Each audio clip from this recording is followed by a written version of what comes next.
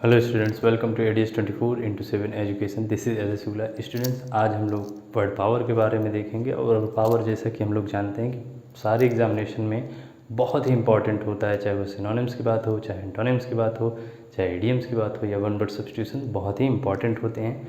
तो आज हम लोग लगभग 35 प्लस अराउंड लगभग 40 वर्ड्स हैं, उन सभी के एक एक शब्दों का मतलब जानेंगे और वो किस तरह सेंटेंस में प्रयोग होते हैं उनके बारे में समझेंगे। ट्रिक के माध्यम से, निमोनिक्स के माध्यम से और कुछ कॉन्सेप्ट के माध्यम से समझने की कोशिश करेंगे। तो हम शुरू करते हैं। जैसे कि पहला शब्द है अमीनेबल। तो सबसे पहले अगर हम अमीनेबल की बात करते हैं तो किसी भी सेंटेंस में अगर अमीनेबल का यूज़ किया जाता है तो उसको आप एडजेक्टिव की तरह यूज़ करोगे। इसका मतलब अमीनेबल जो शब्द है वो एडजेक्टिव है और किसी भी सेंटेंस में जब भी प्रयोग करोगे तो अमीनेबल को एडजेक्टिव की तरह बिहेव करोगे। दूसरा, अगर हम इसका मतलब देखें तो इसका मतलब होता है उत्तरदायी। उत्तरदायी, ठीक, जो रिस्पॉन्सिव होता है। अब फिर इन सभी शब्दों का सिनोनिम्स दिया गया है, फिर इसका एंटोनिम्स दिया है। अब इसको हम याद कैसे करेंगे? तो याद करने का एक तरीका ये है कि इनके शब्दों को एबल शब्द को पकड़ लो। एबल का मतलब क्या होता है? योग्य। अब याद कर इसे करोगे, ऐसे व्यक्ति जो योग्य होते हैं वही क्या कहलाते हैं? उत्तरदायी होंगे। तो आपको याद करने का तरीका है, देखिए इसका केवल शब्द का मतलब होता है उत्तरदायी या रिस्पॉन्सिव जो होते हैं, लेकिन याद करने की ट्रिक क्या है? एबल पकड़ लो। एबल का मतलब होता है योग्य। और आप याद कैसे करोगे? ऐसे व्यक्ति जो योग्य होते हैं वही क्या कहलाएंगे? उत्तरदायी होंगे या रिस्पॉन्सिव कहलाएंगे। तो ये हमने देखा। या अब इसको कैसे याद करोगे? सिनोनिम्स इसके दिए गए हैं, manageable, accountable, responsive, law abiding. अब देखो यहाँ पे भी दिया है एबल। अब मैनेज का मतलब होता है प्रबंध करना। इसका मतलब ये है कि ऐसे लोग जो मैनेज करने में योग्य होते हैं वही क्या कहलाएंगे? मैनेजेबल होंगे। और वही क्या होते हैं? उत्तरदायी होते हैं। यहाँ पर भी देख लो अकाउंटेबल। अकाउंट का मतलब गणना करना। अब ऐसे लोग या ऐसी व्यक्ति जो गणना करने में योग्य हों वही क्या कहलाते हैं? अकाउंटेबल होंगे, यानी रिस्पॉन्सिव होंगे, उत्तरदायी होंगे। तो याद करने का तरीका यही है कि अकाउंट गणना करना, एबल अकाउंट यानी अकाउंट को गणना करने में जो सक्षम हो उसी को हम बोलेंगे अकाउंटेबल। रिस्पॉन्सिव, रिस्पॉन्स जैसे कहते हो रिस्पॉन्ड किया, इसका मतलब ये है कि उत्तरदायी है। रिस्पॉन्स का मतलब क्या होता है? रिस्पॉन्ड का मतलब होता है प्रत्युत्तर देना या उत्तर देना। तो इसी से आप याद कर लोगे रिस्पॉन्सिव यानी उत्तरदायी। अब देखो अबाइड। अबाइड का मतलब होता है पालन करना। किस चीज़ का? लॉ का। और लॉ का पालन कौन करता है? योग्य लोग करते हैं। यानी जो रिस्पॉन्सिव लोग होते हैं, उत्तरदायी लोग होते हैं, वही क्या करते हैं? कानून को मानते हैं। तो ये क्या कहलाएंगे? Law abiding. इन कानून को मानने वाले लोग जो व्यक्ति होते हैं उनको हम लॉ अबाइडिंग के सेंस में, हम ये सब सारी तरीके जितने भी बताए जा रहे हैं वो याद करने के तरीके हैं कि law abiding, in law abiding person अगर हम बोल दिए तो इसका मतलब लॉ अबाइडिंग पर्सन का मतलब ऐसे व्यक्ति जो कानून को मानते हों या उत्तरदायित्व होते हैं। तो ये सभी इसके सिनोनिम्स हो गए। अब इसी के जस्ट अपोजिट की बात करते हैं। तो यहाँ पे इसके अगर अन लग गया, ये देखिए मैनेजेबल था, इसके पहले क्या लग गया? अन लग गया। तो मैनेजेबल का उल्टा हो जाएगा। उसी तरीके से काउंटेबल के में अन लग गया, अनअकाउंटेबल हो गया। और उसी तरीके से रिस्पॉन्सिव में इर लग गया तो जस्ट अपोजिट हो गया। Responsive irresponsive, accountable unaccountable, manageable unmanageable. अब अगर बात करते हैं यहाँ दूसरे शब्द की, एबोरिजिनल। तो ये पहले शब्द जान लीजिए, ये एडजेक्टिव एंड नाउन दोनों तरफ प्रयोग होता है। और इसका अगर देखा जाए तो इसका मतलब होता है आदिवासी या मूल निवासी। ठीक, आदिवासी या मूल निवासी। अब सबसे पहले इसको हम देख लेते हैं याद करने का तरीका। अब देखो यहाँ पे क्या लिखा है? ओरिजिनल। इसको पकड़ लो। ओरिजिनल को नहीं देखना है, आपको ओरिजिनल देखना है। अब ओरिजिनल जैसे देखो मूल निवासी, इसका मतलब आप किसी जगह पे आपका जन्म हुआ है, वहाँ वर्षों से आप पीढ़ी दर पीढ़ी रहते चले आ रहे हो, तो आप क्या कहलाओगे? मूल निवासी होंगे। मूल का मतलब क्या होता है? जो ओरिजिनल हो। इसका मतलब है बाहरी लोग ना आ रहे हों, जो बाहरी उसमें किसी भी प्रकार का मिश्रण ना किया गया हो, एज इट इज़ जिस तरीके से पाया जाता है उसी रूप में अगर कोई चीज़ पाई जाए तो यहाँ पे वो ओरिजिनल कहलाता है। तो आप क्या करोगे, एबोरिजिनल, यानी ऐसे लोग यह मूल निवासी होते हैं जो जहाँ के रहने वाले होते हैं, प्रॉपर वे में वहीं निवास करते हैं, जो उनके पीढ़ी दर पीढ़ी रहने वाले होते हैं, तो उन्हीं को हम क्या बोलते हैं, एबोरिजिनल। तो ओरिजिनल मूल निवासी, ओरिजिनल कौन होता है, मूल निवासी। तो इसको आप याद कर लीजिएगा। आप कहते हो ना नेटिव प्लेस क्या है तुम्हारा, नेटिव कहाँ के नेटिव हो, कहाँ के निवासी हो, तो इसको हम ऐसे याद कर सकते हैं। इंडिजीनियस जो स्वदेशी या देशज होता है, तो इंडिजीनियस स्वदेशी या देशज को हम ऐसे ही याद कर सकते हैं, जो चीज़ स्वदेशी हो वो इंडिजीनियस कहलाएगी। डोमेस्टिक कैसे करोगे, जैसे डोमेस्टिक वायलेंस क्या बोलते हो हिंदी में, घरेलू हिंसा, तो याद कैसे करोगे, डोमेस्टिक वायलेंस यानी घरेलू हिस्सा। तो यहाँ पे डोमेस्टिक जो घरेलू होता है वो क्या कहलाएगा, ओरिजिनल होगा। इसका मतलब मूल निवासी होंगे घरेलू के सेंस में, और ओरिजिनल को हम लोग समझ लिए।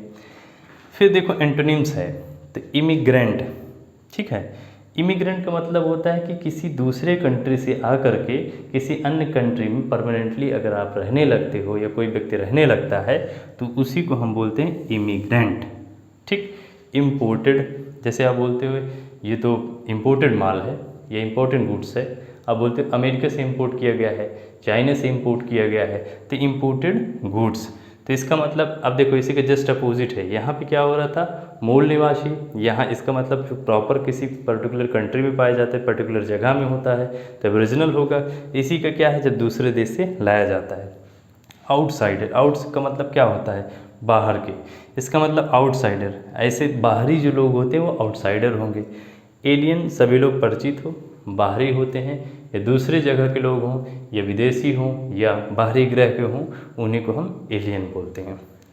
अब नेक्स्ट की अगर हम बात करते हैं, अगला शब्द है एडजंक्ट, और ये क्या होता है, नाउन की तरह यूज़ होता है, और इसका मतलब होता है जोड़।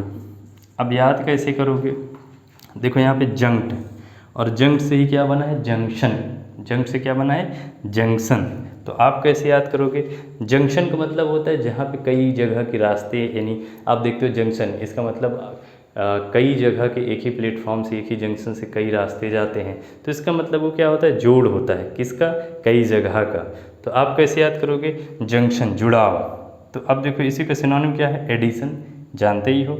एसेसरीज, एसेसरीज में जैसे अगर कोई वस्तु खरीदते हो, जैसे मोबाइल आपने खरीदा, तो मोबाइल के साथ चार्जर मिल गया, ईयरफोन मिल गया आपको, तो वो सब क्या होती है, मोबाइल के साथ मिलने वाली एसेसरीज़ होती हैं। इसका मतलब है उस मूल के साथ अतिरिक्त में जो चीज़ें मिलती हैं वो जुड़ जाती है ना, उस मोबाइल के साथ अगर कोई चीज़ आपको मिली तो वह ऐड हो रही, तो वही क्या कहलाएंगी, एसेसरीज़ होंगी। तो आप ऐसे याद कर सकते हो। सप्लीमेंट, सप्लीमेंट का मतलब देख लो, इसको भी पूरक बोलते हैं या संपूरक बोलते हैं। तो संपूरक बोलेंगे तो इसका मतलब देखो, कहते हो कि प्रॉपर तरीके से डाइट नहीं है, कुछ ना कुछ सप्लीमेंट लीजिए। इसका मतलब उसमें क्या है, खाने के साथ आप कुछ ऐड कर रहे हो, वो कुछ भी हो सकता है, फल होता है, फल फ्रूट्स हो सकते हैं, जूस हो सकता है। तो इसका मतलब ये क्या है, सप्लीमेंट की तरह काम कर रहा है। किसके साथ ऐड हो रहा है, खाने के साथ। तो हम कैसे याद करेंगे, एडजंक्ट का मतलब क्या होगा, सप्लीमेंट। अटैचमेंट, लगाव, जुड़ाव होना, इसका मतलब आप बोल रहे हो इस शहर में मैं 3 महीने से रह रहा हूँ, यहाँ से जुड़ाव हो गया, लगाव हो रहा है। ये अगर बोल रहे हो किसी व्यक्ति के साथ अटैचमेंट हो गया है, तो कहने का मतलब यह है जुड़ाव का सेंस प्रकट कर रहा है। तो अटैचमेंट, जुड़ाव। ठीक, ये तो बहुत इजी है। ओरिजिनल, अब इसी का अपोजिट हो, इसका मतलब जो कोई चीज़ में अगर कुछ चीज़ नहीं जुड़ती है, किसी चीज़ में अगर कोई चीज़ ऐड नहीं करते हो, तो यथा स्थिति यथा रूप में पाई जाती है, उसमें किसी प्रकार के चेंजेस नहीं होती है, तो ओरिजिनल फॉर्म में कहलाएगा। टोटल और होल, यहाँ पे कुल हो, जो संपूर्ण होता है उसी को हम टोटल बोलते हैं, और होल सेम मीनिंग है। अब नेक्स्ट हम बात करते हैं अल्टरकेशन। अल्टरकेशन देखो, ये भी जब भी किसी भी सेंटेंस में यूज़ किया जाएगा वो एज ए नाउन की तरह यूज़ करोगे। और दूसरी तरीके से अल्टरकेशन का मतलब होता है झगड़ा। क्या होगा, झगड़ा। तो अब याद कैसे करेंगे, तो देखो अल्टर का मतलब होता है, इसको पकड़ लो इस शब्द को, अल्टर का मतलब होता है बदलना। तो आप कहते हो ना यार तुम बार बार बदल रहे हो, कहीं ऐसा ना हो हमारा तुम्हारा झगड़ा हो जाए।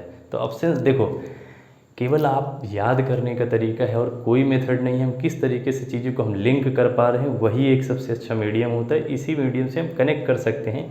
भले ही आपको इस तरह नहीं याद हो पा रहा हो, लेकिन कहीं ना कहीं अगर एग्ज़ाम में ये वर्ड्स आ गए तो ऐसी स्थिति में आपकी तुरंत स्ट्राइक आ जाएगा कि सर बोल रहे थे कहीं ना कहीं झगड़ा ना हो जाए, यानी तुम बार बार बदलते हो, कहीं ऐसा ना हो झगड़ा हो जाए। तो अल्टरकेशन का मतलब क्या हो जाएगा, झगड़ा। और ये किसी भी सेंटेंस में हम इनको यूज़ करेंगे तो एज ए नाउन की तरह प्रयोग होंगे। फिर अगर हम बात करते हैं क्वारल, अक्सर जानते हो आर्गुमेंट, रैंगल, स्क्वेबल। ध्यान दीजिएगा यहाँ पे जो अल्टरकेशन है वो झगड़ा है जो मौखिक रूप से होती है। इसका मतलब उसमें आप हाथापाई इंक्लूडेड नहीं होती। हाथापाई इंक्लूड इसलिए कि मतलब आप बात से अगर आर्गुमेंट बहस करते हो तो बहस में हाथापाई इंक्लूडेड नहीं होता है, इंक्लूड नहीं होता है। तो जो भी बात चीज़ से अगर आप झगड़ा करते हो तो उसी के लिए हम अल्टरकेशन या क्वारल बोलते हैं। आर्गुमेंट बहस हो गया, रैंगल का मतलब भी लड़ाई होता है और झगड़ा होता है, और स्क्वेबल का मतलब भी सेम होता है। अब इसी का उल्टा, झगड़ा किए थे, दोनों लोगों के बीच समझौता हो गया तो आपने क्या बोला, एग्रीमेंट हो गया। दोनों लोग एग्रीमेंट हो गया तो इसका मतलब शांति बन गई, तो झगड़े का कॉन्सेप्ट ही खत्म हो गया। हार्मनी हो गया तो इसका मतलब भी सद्भावना होता है। तो ये जस्ट अपोजिट आप याद रख सकते हो। अब यहाँ पे एबंडन है। एबंडन एक जब भी किसी भी सेंटेंस में यूज़ किया जाएगा तो ये वर्ब की तरह यूज़ किया जाता है और इसका मतलब होता है त्याग देना। क्या मतलब होगा, त्याग देना। इसका मतलब ये है कि जब भी किसी भी सेंटेंस में एबंडन का यूज़ किया जाएगा वो वर्ब की तरह यूज़ किया जाता है और जिसका अर्थ होता है त्याग देना। अब देखो याद कैसे करोगे, इसको ए बी को पकड़ लो और डी ओ एन का। तो देखो डी ओ एन को अगर आप पढ़ोगे तो डॉन होगा, लेकिन हम यहाँ पे याद करने के लिए हम डॉन के बजाय डन को हम पढ़ेंगे। तो आप बोलो अब सब कुछ, अब सब कुछ, यहाँ पे अब ए से एवरीथिंग, यहाँ पे डन, या एन को छोड़ दो तो अब सब कुछ डन हो गया। आप कहते हो ना अब सब कुछ डन हो गया, आओ छोड़ देते हैं या आओ छोड़कर चलते हैं। तो इसका मतलब क्या है, त्याग देते हैं। अब सब कुछ कर चुके हैं, यानी अब सब कुछ डन हो गया, आइए सब कुछ अब त्याग देते हैं। तो इसका मतलब क्या हुआ, त्याग देना। तो अब देखो लीव का मतलब भी होता है त्याग देना। जब आप कोई चीज़ छोड़ते हो तो उसके लिए त्यागना ही होता है। रिज़ाइन, जैसे आप सर्विस या सेवा में किसी पद पर नियुक्त हो या काम कर रहे हो, उस सेवा या उस कार्य को छोड़ के आप जाते हो तो इसका मतलब पद का त्याग कर रहे हो, तो वो भी क्या होगा, रिज़ाइन होगा। रिलिंक्विश का मतलब भी होता है पद को त्याग देना। तो इसका मतलब किसी पद को आप कार्य पर आसीन हो, उसको छोड़ रहे हो तो रिलिंक्विश होगा।